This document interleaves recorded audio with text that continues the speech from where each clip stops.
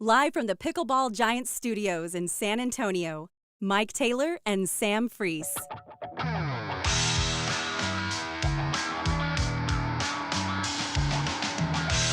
Well, can you hear me? Did I get on? Did I pull this off? I think How you so. boys Yeah, doing? on. What's up? Okay, good. Am I good? Am I on? God. Optimal. Been a long day. Oh, good. It's optimal. Very good. We are, well, I'm at an airport, man. As promised, I found the only empty gate. You're probably going to hear announcements being made over the, airport speaker. You're going to hear flights get announced and boarding calls. But here I am, man. I found the only empty gate. Well, there's one dude back here. He's probably going to start looking at me like I'm a weirdo. That's okay. I found the one empty gate where I can do Overreact. Presented in part by Pickleball Giant. How you boys doing? I hope everybody's lively and in a good mood. After the Cowboys beat the tar out of the Tampa Bay Bucks, what did it wind up being? 31-12? 31-14. They got the extra point. They got the 2 points. Should have been 35, which I'm sure will come up tonight at some point, but I don't want to come on here and talk about the weirdo kicker and mar what wound up being otherwise a night that I didn't expect. I doubt they did either. I'm sure the Cowboys hoped to win and expected to play well, but for them to go out tonight and just annihilate Tampa Bay the way they did, obviously a pleasant surprise to me. The best game they played all year, albeit against a team that's under 500, to be honest, and a team that didn't look like they were very good. But hey, it's playoffs. You don't make excuses. You damn sure don't apologize for winning, especially on the road. I don't care who you play, especially when the other dude on the other team is the greatest that's ever done it. And the Cowboys go out there tonight, beat their ass, and Dak Prescott has won himself another playoff game. He looked astronomically better than he did last week, obviously. And it was his best game of the year, frankly. We've been doing this all season long, Puma, who's back in San Antonio with DJLG. That was the Dak Prescott that I know and love. That was the Dak Prescott that I defend. That was the Dak Prescott that I think that this show always continually correctly assesses. In that on his best night, he's got the skills on his best night where he's one of the 5, 6, 7 best guys that do it. But on his worst nights, he's probably about 15, 16, 17. You add all that up on the average, and he's about the 12th or 13th best guy that does what he does. You can win with that guy, especially with the moxie that he has, the stones that he plays the game with. And tonight he was brilliant and he was the best player on the field. And that's saying something because the Cowboys look good all over the field tonight. And they advance, and they'll play the 49ers next week. Well, I know you thought they were going to do well, and you were right. What's that? Well, just start right there. Do it one better. He was the best quarterback in the divisional round of the entire league. I mean, that's the best performance we saw from a quarterback league wide through the first week of the playoffs. Again, that's a guy that. Yeah, it was. It was. He was the best guy in the league this week. You're right. Yeah. That's the guy we're talking about. A guy that can go out there and outshine comeback performances by Trevor Lawrence, outshine Daniel Jones having a career year and leading the Giants to a playoff win. He can go out there and be the first Cowboys quarterback ever to have 4 passing touchdowns and a rushing touchdown and over 300 yards passing in a playoff game. He can go out there and be that guy. Right. And a lot of those guys that he gets compared to that are like down there at 15, 16, 17, 18, best guy, they can't do that. Exactly. None of those guys can go on the road. I don't give a shit they're playing Tampa Bay. None of those guys can go on the road and play as well as he can. His upside, like I said, when he's on, he's top 5 in the league. And you're right. As you said that, I thought, hell, he is right. Dak had the best performance by any quarterback, I think, in the league this weekend. He was better than Josh Allen. Brock Purdy was rusty early and a little bit unsure. Purdy was great in the second half. But Dak was brilliant the whole damn way through tonight. That was good to see. And again, I don't want this becomes like the Dak Prescott therapy session every time we do these, but the so many Cowboys haters out there that won't give the guy any credit at all. I feel like we have to come on here and like partially defend the guy every night. Not that he needs it. And here we are again. He was terrific. The defense was awesome, obviously. A defense that has struggled. That's the biggest surprise to me, as well as the defense played. I'm not shocked that Dak played well. I'm not shocked the defense played well, but I'm pretty damn surprised. What's the word just before shocked?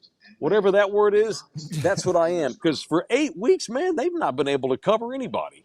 They've not rushed the passer the way they did in the first half of the season. And tonight, man, they put it all together, and their best players played great. And I tweeted something similar 20 minutes ago. In the playoffs, we can talk about Brett Maher, which is a concern. We can talk about swing tackles and goofball formations and this kind of stuff. But at the end of the night, the postseason, and this bodes well for this bodes for all the sports. Your best players win playoff games, and your best players get you eliminated. And tonight, Dallas's best players just kicked Tampa Bay's guys' ass. Yeah, and I mean, you go back to talking about what we said Friday, and the some of the predictions we made on the airwaves Friday, including you saying the only player you have confidence in is the kicker. Yeah. Going back to those predictions, I was right at the time. Yeah, I mean, he had missed an extra point against Washington that we probably could have looked back on and said, maybe that is some level of concern. But you talk about the defense specifically. I mean, when I think I threw out there on Friday, Cowboys 31-27, and I really thought Dallas would be able to score. But I thought it would be in terms of a shootout, because I fully expected, as did you, Tampa's offense to be able to beat the Cowboys' rush by all their quick screens, quick completions, basically a passing game that operates as their run game. I mean, that's a Tampa offense that was dead last in the league in explosive plays this season. I mean, the numbers were there to tell us that the Dallas defense absolutely could perform like we saw them do it tonight. It was just the confidence, like you said. I mean, there was no momentum built over the course of the last few weeks, which now we can, again, we can sit here and argue all day of what do the last 5 weeks of the regular season mean when every game is a win or go home from that point forward, as long as you qualify. I mean, I think the biggest surprise to me is not how well Dak played, but just how much of a force that Cowboys defensive line returned to old form. How much of a force they look like similar to their old self, because you can go back and look at they talked about it a little bit. Troy talked about asking Mike McCarthy about the trends of this defense in terms of being able to create pressure on turf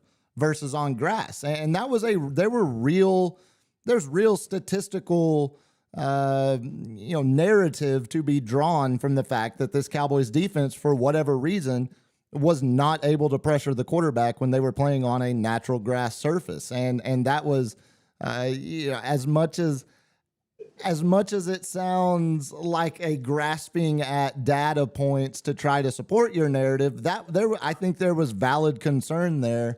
And they showed that to be absolute just talking heads, talking points, and nothing more than that. Because I mean, you saw Dorrance Armstrong having his name called multiple times again after disappearing for basically the second half of the season. I mean, he had 6.5 sacks through the first 7 or 8 games, and then ended the season with 8.5.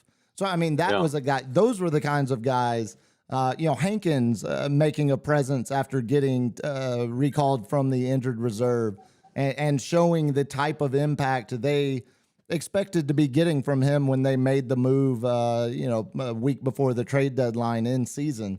I mean, if the Cowboys defense, and even going to, I mean, that's a Cowboys defense that just intercepted the greatest player of all time in the red zone for the first time in 4 years in his career. He hasn't thrown a red zone interception since 2019. Had never done it with the Bucs. And that's a Cowboys team that just turned him over in the red zone in a playoff game. I mean, I think if the defense is showing a true return to form similar to what we saw tonight, the confidence level has to significantly shoot up, because that's the kind of defensive effort that it's going to take to even stay in the game in San Francisco next Sunday night. Right. The weird thing about the postseason, I don't know if the word's weird, is that nothing means anything. Like, Right. it's hard for me to think that, they've got momentum now. Do they? I mean, the Exactly. 49ers look like world beaters. The 49ers offensive line's a shit ton better than Tampa Bay's. I don't want to start. We'll get to the 49ers as the week goes on the radio show. I want to focus on what went well tonight, but it's so crazy and wacky. Pick your guy. Like you talk about the pass rush. Micah, and I said Friday, amongst all the other things I said, was that Micah Parsons probably shouldn't have been named All-Pro. I thought he got named All-Pro on name. And we need because he to go disappeared back. the last 2 months. But he was great. He was great tonight. But he disappeared in terms of producing sacks. He was still leading the league in pressure rate and but All-Pro means the best. The again, best. If you're leading the league in pressure rates and you're leading the league in quarterback hits, it means you're getting to the quarterback more than any other player in the game. It just means the quarterbacks you were playing were good at finding their release valve and getting the ball out of their hands. You're still beating your guy literally 30% of the time, which is almost 3% more than the next closest edge rusher in the entire league. I didn't say he sucked. I said I don't know if he was All-Pro. I was being nitpicky. Right. Van Der Esch's return was massive. We talked about this on Friday. Let's talk about him for a second. Go for it. He opened up everything on that defense tonight and was in on every play. I was doing the wolf call in the bar tonight. To the tune of 9 tackles, 5 solo in the game. Wow. Led the Cowboys in solo tackles. Led them in overall and solo, more importantly, solo tackles. Because, as you said, with Van Der Esch being able to take that middle linebacker role and truly become the sideline-to-sideline tackling machine that we saw early in his career, that's the kind of value that allows you to get more flexible with Micah, because we saw it in the second series. You know, when Tampa lined up for their second series, all of a sudden Micah's playing linebacker again next to LVE. Yeah. And then you're seeing late, as the Bucs started to make their adjustments, then you're seeing Micah drop back and LVE rushing in packages, and you're seeing both of them rushing up the middle in different. I mean, Dan Quinn, again, I mean, he's interviewing for the Broncos job Friday.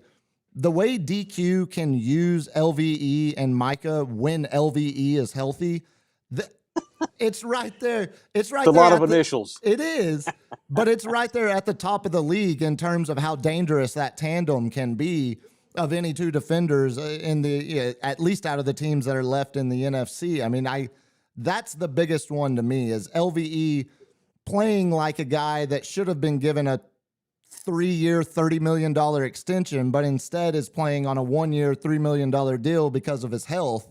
Well, he's finally showing again the type of player he was before the health issues, and the type of player, honestly, that is the biggest difference maker on this Cowboys team right now on the defensive side of the ball. Just not in terms of necessarily his individual production, but what his stable production can do for the rest of that defense. Because I think having LVE patrolling the middle like that again is a lot of what allows them to be able to get consistent pressure up front. I'm going to violate what I just said we're not going to do right off the top. It's hard not to think about the possibilities next week because they'll be an underdog. San Francisco's playing great. Yeah. They've won 11 straight. But if they can somehow get into that pocket and get into that kid's head, you know, Purdy looked a little shaky. Did you watch the Niners-Seattle game? Rocky first two possessions. Yeah. Then all of a sudden he looked like baby Joe Montana in the second half. He looked like a freshman at Ames again, the first two possessions of that game. Seattle, let's be honest, they lucked into a playoff spot. And the Niners have seen, that was the third time San Francisco had seen them. Geno Smith is a seat warmer, and once that thing got snowballing, it increased the confidence of Purdy. He may come out and be terrific next week against the Cowboys. Maybe that was the rust that we were going to see. Maybe he won't be rusty again. Hell, I picked San Francisco to win the Super Bowl on Friday in our picks. So maybe he got confidence, and now he'll be awesome from the outset. However, I don't think it's a stretch to say that Dallas is. If we're going to play like they played tonight, if it's not going to go back to the last 6 weeks where it didn't have a whole lot of pressure, if Van Der Esch is going to really have that kind of a difference, and Micah's going to do Micah things and get some help from Tank Lawrence, and if Dorrance Armstrong's going to be doing that, and Golston's going to be doing that, sorry, here comes an announcement, then maybe they can get into the pocket next week, pressure that kid, and cause some turnovers, because it's going to have to happen if they're going to have a chance to win that game. Yeah, I mean, that's where looking at what this defense was just able to do again to the greatest quarterback to ever. Well, hold on, let's see. You hear the announcement? Yeah, I almost feel like I need to know what she's saying now. The red zone is for unloading and loading only. She's welcoming a plane that just landed. They're all coming off the tarmac. Oh, and there's She's that welcoming them to the hellscape. There's that generic elevator Hawaiian music that just penetrates your skull the second you walk off the plane. Yeah, welcome to Hawaii. Beware of the sharks. Beware of the volcanoes. Beware of the wild-ass Hawaiians who don't like you and don't get in traffic. A report came out today that once again, Hawaii is the worst state in America in which to drive. Anyway, you were saying about the Cowboys? Yes. So anyway, no, just watching that defensive line hold Tom Brady to his first scoreless first half since the first playoff game he ever played in. That's the first time Brady's been scoreless in a first half since the Tuck game. That's a historic level of defensive performance. And if they can replicate anywhere close to that, I still, despite all the faith in Shanahan's system, despite all the faith in the skill position components, skill position players that the Niners have, we're still talking about a quarterback who was drafted in the 7th round, the last pick of the draft, for a reason. I mean, yes, he's hot. Yes, he's doing historically unparalleled things through his first 9 games. Yes, they haven't lost a trade since they haven't lost a game since Christian McCaffrey was in the starting lineup. I understand all the trends, but I like the Dallas defense going up against what I would agree looked like an unnerved Brock Purdy at the beginning of that game against Seattle. I mean, I don't think getting one game under your belt in the playoffs is going to all of a sudden change his overall demeanor or ability to handle the pressure, because it's another weekend and the pressure's only going to ratchet up. And that's where, if this is the defense that shows up in San Francisco, I know we've got all week to talk about it, and there's so much to get to from this game, but you can't help but get excited based on the performance you saw on the field tonight, based on them having the best quarterback of any team that played in this opening round, based on them having a defense that shut down the all-time best quarterback to ever play this game, based on them based on them having a guy that became the first human in football, professional football history to miss 4 extra points. It had never happened in a regular season playoff game, preseason game. It had never happened. Scrimmage. And it's not even so much a talking point as it is a joke, a punchline, because the game was so out of hand that the fact that a kicker missed 4 extra points never even crossed your mind the rest of the game that it was going to haunt them. I mean, granted, the first time it happened, you're thinking, that there it is. That's how they rewrite history and find some other way to lose in catastrophic fashion that will be new to the franchise, because that's what they're good at, is finding new ways to win. And then when he misses the second one, you think, okay, now if the first one wasn't going to do it, it's going to be the second one. And then the third one, you're just like, you know what? Fuck it. Like it's miss them all. It's not miss them all. It's not going to fucking matter. We've got this. Like feeling that as a Cowboys fan is it's an insane emotion to try to put words to. A franchise that you literally watch every single game, trying to find the one little thing that you're like, okay, that's a new way for them to blow a game. That's a new way for them to find a way to lose a game. And we're sitting here laughing about a guy who set the record for most extra points missed ever in NFL history. I mean, that's how overwhelming of an ass whipping it was tonight, and how refreshing specifically as a fan of this organization to be able to laugh at something so historically inept and so historically bad. Because it's also the Cowboys. They found a way to make absurdly bad history in the Can't just course have a of good winning. night. In the course of Yep. winning their first road playoff game since I was 6 years old. I hadn't Wow. even turned 7 yet Wow, in I didn't think about that. 1993. Yeah. I'm 36 years old, turned 37 next month, and they just won their first road playoff game since the time I was 6 years old. I guess I don't have we'll see how it goes. I feel better about Maher because they did win by such a huge margin. None of that chaos with him tonight. It didn't cost them anything. Dak got pissed. They showed Dak getting pissed. Oh, Just go good. for effing two. Good. And that's fine. But as the game kept going and he kept missing, because they were up so big, I guess he was able to ride through that, knowing that he wasn't going to cost the game for him, and then he finally made one toward the end. I'm not saying that I think he just fine, had the under. but I feel less better. I guess I feel less terrible, I should say, than I would had it been a close game and they just barely eked it out. Of course. Maybe because they blew him out. He did get one at the end. He can get that out of the way because he's a damn good kicker. He was great all season long. And when I said Friday, he was the only thing that I felt good about. I meant it because it was true. Troy jokingly said, all he needs to do is kick one of those long ones and he'll get back in rhythm. And I almost thought let's go for let 2. him kick a field goal. But let's let him try to rip a 52-yarder just to because that's what he's better. That's what he's good at. But they didn't. Remember? No. In the fourth, they called him back when he went for 4. Yeah, and they got that was the touchdown to CD Lamb. All right, we got a lot of sponsors. And the cool part is we get to do this again next week. Pickleball Giants getting bonus coverage. Muchas gracias to Pickleball Giant. 1604 and Bitters near Rogers Ranch all season long. Those boys have been with us at Pickleball Giant, the only pickleball-only gear store in San Antonio, Texas.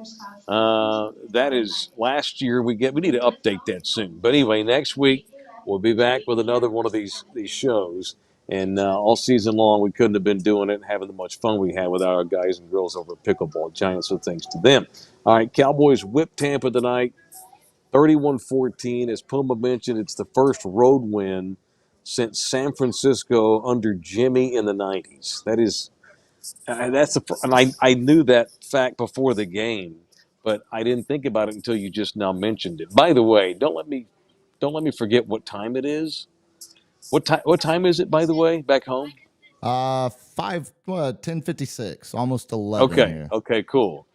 At 11:30, I got to go. I got to board a flight. Oh, good. So don't let me forget. Well, good. That'll give us an expiration date because I've got enough notes to carry 2 weeks worth of shows. So that'll let's allow get them us all to in before hold on. Sunday. Yeah. Let's get them all in. I think kickoff's been set for what? We've got the oddball kickoff, 5:30. I think, next week. 5:30, yeah. It's that weird time slot, 5:30. Yeah, and if anybody wants to step up and buy our show, and I sent Lawrence a text earlier, do you want me to whore our show out, see if we can't do an on-location show next Sunday? Yeah, you maybe won't do be a watching in an party. Airport lounge. I'll actually come to your location and not be sitting in an airport 3,500 miles away. If anybody wants to have our show at your spot next week, hit me up on a DM, jump into my DMs, and we can talk about it. All right, man. Let's get into the weekend. I mean, there's so much to get into, but I went 5-1 on picks. Now that it was funny with the Cowboys getting to play last because you're able to watch the other NFC games, and it's hard to not overreact, which is the name of our show, Thank you for that, El Harley, and thank you for the other two dudes that have donated through the super chat tonight. You can also donate money to at buymeacoffee.com/Mike Taylor Live. You can jump into the super chat and donate tips to us and buy coffee for us and buy Puma cigarettes. Because the Cowboys got to play last, although it was a little bit unstable that there's a playoff game on Monday night, it was nice to have Troy and Joe back. But the point I'm making is that this allows me to totally overreact and feel better about Dallas's chances because I watched both of the NFC games almost in their entireties, and it was hard to feel like the winner of this game has any chance at all to go into San Francisco next week and win. Hell, mid first quarter, I was already tweeting, good Lord, the winner of this crap has to go play the 49ers next week. The 49ers are probably licking their chops and salivating at the thought of playing one of these ding-dongs. But then Dallas all of a sudden starts playing terrific, and the thing snowballed, and by the end of the game, save for a couple of junk touchdowns at the end, I feel okay about the Cowboys' chances.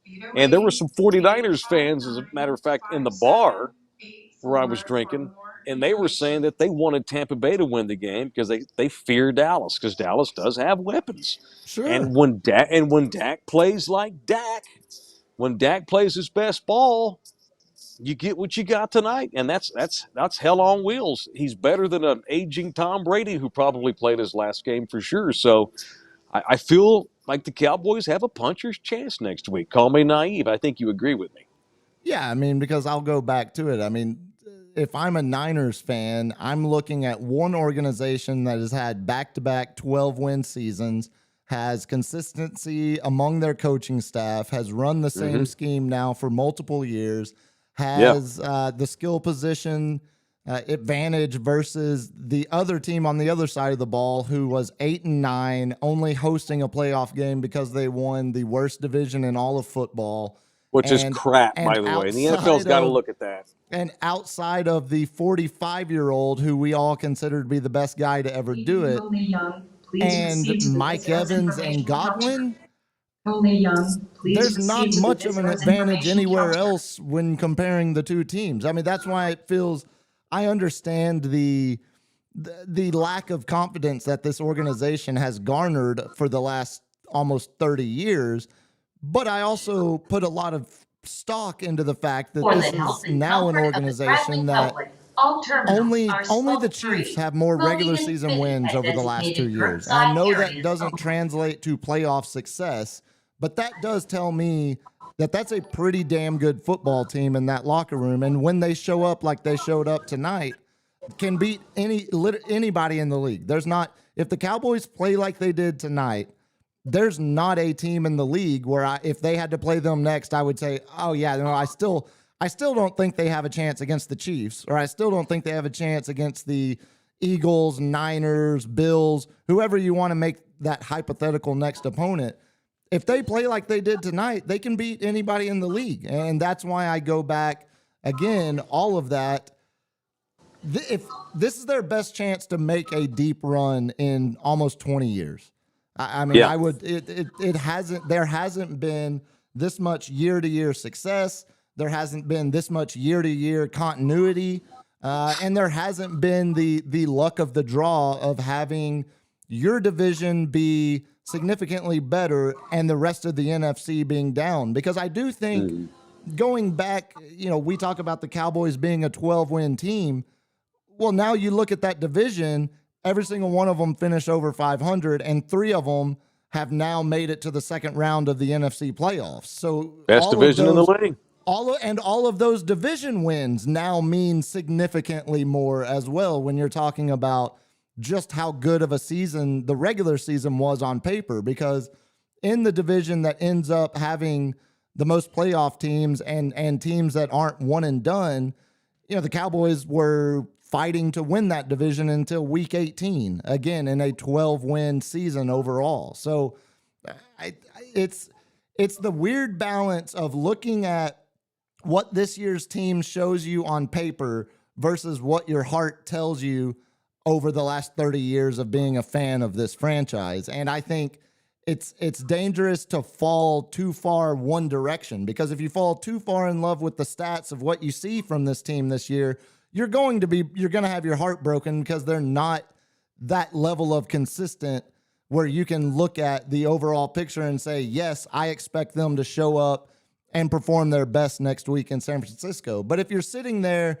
and only listening to your heart and the negative bias that they have justifiably built up in your mind, then you're just overlooking the obvious data that says, no, they're a damn good football team and they can beat anybody any given week from this point on. All right, also brought to you by JM Pool and Spa. Long time, my boy George. It's family-owned and operated company in greater North San Antonio, Lower Hill Country area. The JM Pool and Spa people will keep your pool and your spa ship-shape, clean as a whistle. It's awesome to have a pool. It's awesome to have a spa. And it sucks to have to keep it clean, but they do it for you. Hit up my boys. They're absolute Poodle Thunderdome, JM Pool and Spa. All right. We said something at the beginning, and that is that week to week usually does not matter in the NFL. You survive and press on. But you mentioned all the Cowboys' psychological issues and the pressure on Dak, which Joe and Troy talked about a lot tonight, which we've talked about for 5 years. Maybe, and you mentioned the absurdity of Dallas having to be on the road against a team that's not even 500 because the NFL has weird-ass playoff format rules. But maybe just sitting here in an airport late at night trying to come up with some positives and feel good about next week's chances, maybe this serves the Cowboys well because you do go on the road. You do play sensational. You do kick somebody's ass. And had this game been at Jerry World, you're still hearing this in your head all week. Haven't won a road game in the playoffs, though, in 30 years. They won't hear that now.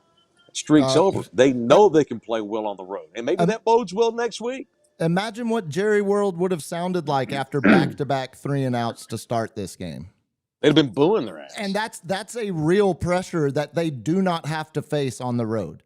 Because the fickleness of the Cowboys fan base, again, for justifiable reasons that have built up for multiple decades now, they would have not been patient after the start that Dallas had in this game. And granted, we know how it played out, but I think there was absolute benefit to being on the road, specifically this game tonight.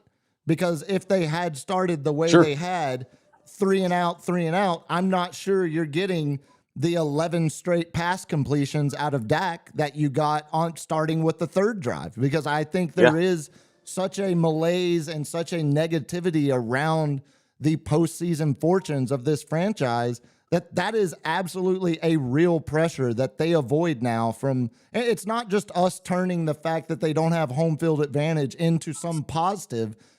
I think there absolutely is real pressure that is avoided by them being on the road. And we saw it exactly tonight. I mean, you play out the hypothetical in your head. Just imagine what Jerry World would have sounded like when Brian Anger trots onto the field to punt after that second possession.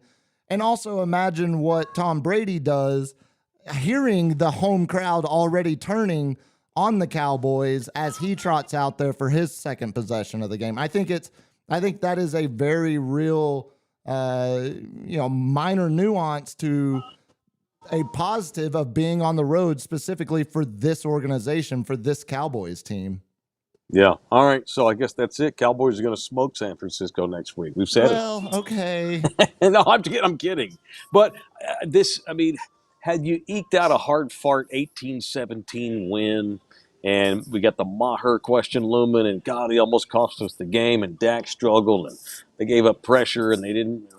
You're happy you won the game, but there's a whole lot of buts. They beat the shit out of Tampa Bay. All these. This is Brady's worst playoff game ever. I can't believe that they can't get the ball down the field with those receivers. And then you saw speaking of streaks and things going in reverse. Dak, no Cowboy quarterback had completed as many passes in a row in a playoff game since Troy Aikman in 1995 when they beat the Steelers and won the Super Bowl. Mm-hmm. Dak did that tonight. That's more soup for his haters. But this is just one of those games where maybe this does have some carryover effect. I know it will, some. Well, for the And of course, record, once you though, kick the ball off next week and you get hit, things change. But they're not gonna. They're gonna feel pretty groovy about themselves going into this next game. This is a confidence builder, which they damn sure needed. did you hear the other contrived NFL record that they came up with though to give Dak? Because Dak What's he that? had another rushing touchdown in this game, right? Right, right. So he's now the only quarterback in NFL history to have 4 rushing touchdowns in 4 consecutive playoff games. Oh, okay. What does that tell you We all about know Dak? he's not mobile. Exactly. And I mean, it makes it sound like he's some kind of prolific rusher when it comes postseason time. Like, no, I couldn't have even told you off He's the top of not. my head he had a rushing touchdown in the last 3 playoff games. However, let me interject. You and I, and we all know this. He's not the same cat when it comes to his mobilization since he got hurt, which is one of the reasons why he's not been able to get into the top 10 here in the latter part of his prime because of that damned ankle that will continue to be an issue the rest of his career, probably his life. He Oh, yeah. can't run the way he used to. However, he's going to damn sure have to do it here and there in these playoff games. Hey, man, we know your leg hurts. We know you're not the same runner, but you're going to have to figure out a way to get it done at some point. He's not going to be Randall Cunningham and run 10 times. He's not going to be Josh Allen. He's not going to be running all over the field. But in spurts like we saw tonight, he's going to have to. A couple of times he made plays with his feet, got the first down, dove head first twice, which scared the shit out of me, and then had the beautiful fake me out on that in and around where he ran the ball in. Not all the time, but it's going to have to be at least some of the time because you cannot win multiple playoff games without your quarterback being a mobile threat. And tonight he was at least a little bit, and that's good. And he's going to have to be. If they're again next week, all the stops. You can worry about your leg later. They got to beat the 49ers, and it's whatever it takes, including him having to run some more. Yeah, and it wasn't even worry about the leg later. It was worry about the shoulders later too, because even on that speed option that they ran down in the goal line, where he ends up going, like from the 5-6 yard line or so down all the way to the 1, perfectly read it. The defense strung it out and knew he was not wanting to run that ball. I mean, the defense very clearly was coached up to. If Dallas, because this is something they've now done, this is a trend where they run this speed option down in the red zone, or specifically in down and goal to go sets. They've taken a liking to running this quick speed option, but usually we've seen Dak, as soon as he can, get it out of his hands, and Tampa very, very clearly was prepared for that and had already. Honestly, had overplayed it to the point where they strung it out before Dak even had to make a read. And we're already running towards the running back. And that's, you saw Dak make that executive decision. Like you said, diving helmet first, head first to try to get in for the touchdown. But I think Troy nailed it. I mean, and God, how refreshing is it to say that again? Thank Troy God. nailed Thank it. God. Thank God. It's such a relief. I hate the Monday night playoff game, but if that means we get Joe and Troy again, that's fine. I'll take a Monday night. We're gonna get third leg and dumbass next week. I'm sure. We get third leg and we get third leg Greg and Brohard for the Super Bowl, buddy. That's the Super Bowl broadcast team. It's going to be awful. But Troy said it. That's playoff football. Like you fight for every single one of those yards is extremely, because what did they do on the next play after Dak dove to try to get in on the speed option? Zeke gets stuffed on 3rd and goal to go from the 1, setting up that bootleg 4th down play. So I mean, it all snowballs into it, and it is good to see. As scary as it is because Dak ended up. I mean, it wasn't, what was it, 7 for 24. So it's not like it was huge numbers, but 7 attempts. That's something but it was effective. Effective, 7 effective attempts, and the timing of it, and his read of when it was time to make those risky plays of trying to fight for those yards, whether it be for a touchdown or a first down or or on the fourth down conversion. It was a wise 7 rushing attempts for a quarterback that I don't want to see Cooper rush in a playoff game, but we need that first down, buddy. So let's find some balance there. Understood. All right. Also brought to you by RNR Auto Glass at 281 in Tacoma, serving San Antonio since 2006. If you got glass issues and you need it replaced in San Antonio, Texas, the only place is Poodle San Antonio's own RNR right there by the airport at 281 in Tacoma. They take all insurances. They will give you a hookup when you mention me, so go get the Taylor Especial. They're super fast and super easy to find right there by the airport. It's RNR Auto Glass. Okay. Quick thoughts on Tom Brady before I get out of here. I got to go. I'm going to go get a couple of snacks for the flight because I don't want to spend the $18 on the snack box on the plane. And so I don't know what Tom Brady's going to do, and it's easy to say this in hindsight. Man, I sat there tonight and watched that guy, and I've never been one of these Tom Brady haters. I respect his greatness. Boy, I wonder if he thinks, son of a bitch, I should not have come back. What was all that for? What was all that for? What a wasted year. Surely this is it. And if it is, by the way, as much as I like him and respect him, it sure is sweet if it'll be the Cowboys who put him out of his misery. Well, That'll and be even nice. Take it a step further. Not only did they put him out of his misery, he didn't score a touchdown until the final second ticked off of all the just third quarter. Bullshit. He's just out there in meaningless touchdown, football. They went means 3 nothing. full quarters without giving up a score to Tom Brady. And if this is his final game, right, that makes it even sweeter. I don't want to sound like Skip Bayless or anything, but when that kid got hurt and they had to bring the cart on at the end, I mean, the timing of that, it forced Brady just to have to stand there even longer facing the end as he's just standing there thinking, God, he just wanted to get the game. He just wants to get the game over, and the poor kid gets hurt, and he stands out there 20 more minutes. His initial reaction when Gage couldn't get up, the roommate even mentioned it because she didn't see what had happened, but she had just seen Tom's eyes go from like this to, and he was just staring like that. It was as Gage was trying, not able to get up off the ground. So there was a minor moment of being a normal human and seeing a catastrophic he was injury. Concerned. He was concerned. I But saw some people giving him heat I saw some people immediately giving him heat like, oh yeah, what a good teammate Brady is. He's not even over there trying to make sure his guy's safe or okay. My point being he had to stand out there longer. When he just wanted to get to the room, get all of his gear off and get the hell out of there. And imagine what Troy and Joe were thinking through all that, having just gone through the DeMar Hamlin situation. Yeah, I know. Have you heard anything on that kid? Gage is okay. I haven't followed back up yet since we've gone on. Yeah. Have you seen anything? I'm sorry, I'm in an airport, so my resources are limited. Have you seen anything on J-Ron Curse? That knee buckled just a tad. I hope he's okay. No, we're gonna have to do some. We're gonna have to do some catch up on the show tomorrow because there's plenty to follow up on. Oh my God! All right, so we have all week to get into this.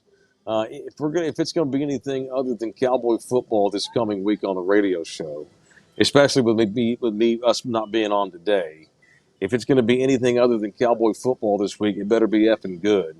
Because we're gonna be Cowboys Central, and nobody in town talks Cowboys like we do. So this will be the home this week. Have you what? seen the trouble the guy that does Rick and Morty has gotten himself into? Well, we still have We've at least got entertainment news covered that will not be Cowboys related. It will be sliding into the DMs of 16-year-old girls related. Plenty of that content. See, I've not seen that. Plenty of that content to get into. All right, LG. I'm gonna put LG on the spot before we get out of here. I'm not privy to it because of my cell phone. What do we got chat-wise tonight? Because we always tell people if they donate money, they get their stuff read. What do we got, LG? Help us out. Ed's in here asking if you're going to Arizona for the Super Bowl. Oh, we did threaten to go stay on his couch. I threatened, but that was things happened in my life in the subsequent year and 6 months or whatever it's been. Why don't we try to do Vegas next season? Okay, Can we do a make good? Vegas for Summer League or March I don't Madness? know for the Super Bowl. No, the Super Bowl's okay, in for the Las Super Vegas Bowl. next Oh, year. okay. Yeah, that's possible. I've been in transit for the better part of 18 months, Ed, and Ed's a cool dude. He lives outside of Phoenix, and he offered up his house to us. And I've been Anthony Bourdain here for the last 15, 16 months. I think I'm just going to be better off staying home. I'm just going to chill with Nina and watch the rest of these games from my nurturing bosom that is Bear County. If the Cowboys are If there, the Cowboys Ed, go, that's a different animal. Yeah, that's a Ed, different I'll animal. be on your couch all week if the Cowboys That'll are be there. different. Well, you're the program director. Have you even thought about? We got to get credentialed, obviously. Although I don't give a shit about going to the game. No, we don't. I don't care about the game. We'll do it from the I'm bar. down. Sure, yeah, I don't care about the game. We're I not actually getting don't on want to go to the Radio Super Row Bowl or anything. No, I'm not interested in the Super Bowl. I'd rather watch on a television so I can watch it with announcers and a crapper and my own refrigerator and such. But I mean, All if the good Cowboys reasons. go to the Super Bowl, I'm down to go to Phoenix for the week for sure. Yeah, let's discuss. Beat San Francisco, and I'll start giving it some serious Some consideration. serious thought. All right, what next, LG? Miguel's in here. Is that Wendy Davis in the background? It's the Hawaiian Wendy Davis. It's the Hawaiian Wendy. Yeah, it's Mocha Laka Lake Davis. For the record, most of the white people in Hawaii are all Wendy Davises. Extremely Wendy Davis temperament and leanings. That's because they're all Californians. Most of them live here. That's correct. Yeah, they all. Although Wendy, unfortunately, is a Fort Worth girl who went to TCU, but acts very, very California for sure. All right, what else we got? Jar 6964 is in here and Okay. says, "I'm just glad Taylor was so wrong about everything in this game." Me too. Well, I was literally wrong about everything, even the kicker. even the kicker. Yeah. You told me the Cowboys wouldn't score 31 against that defense, and they did exactly that. I thought just Tampa like might score 40. Yeah, you said Tampa. Yeah. What did you get right? Nothing. You said no. You said Zeke would give them nothing, and Zeke gave them 13 for 27 for a 2.1 average. So you accurately predicted that Zeke is washed, along with 95% of the fan base. Everyone except my grandma, who still likes him to do the eat. Of course. Of course.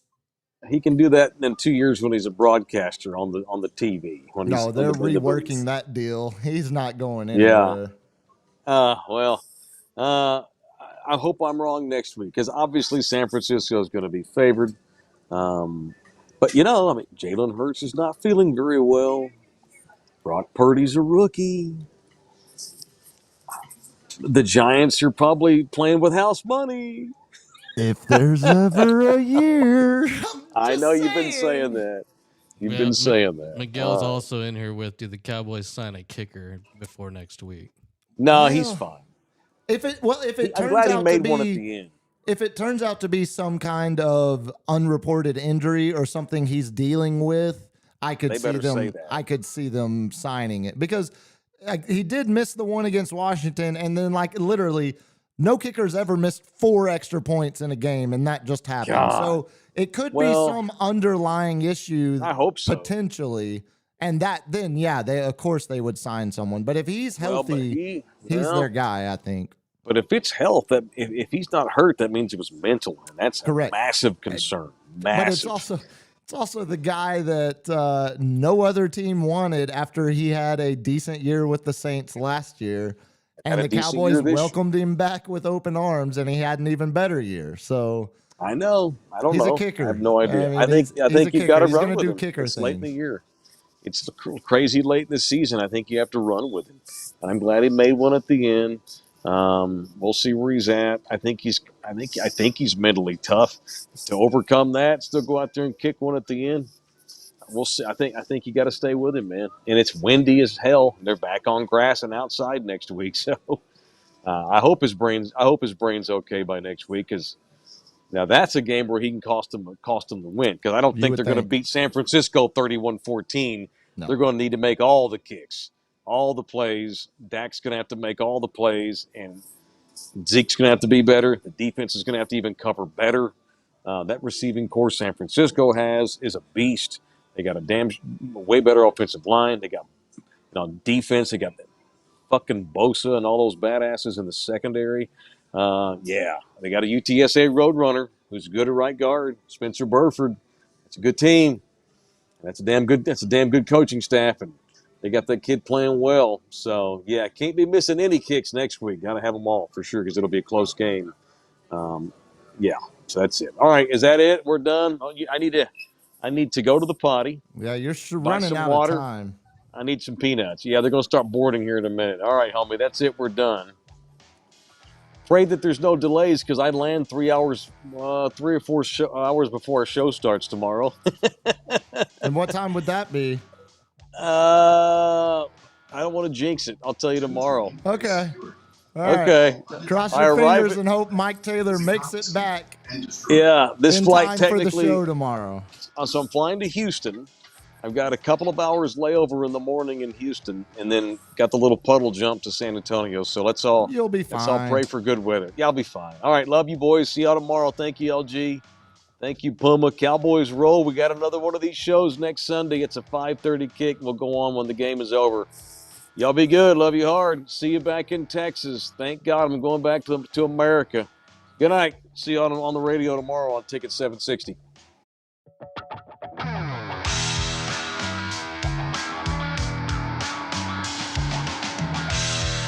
Overreact is brought to you by Pickleball Giant.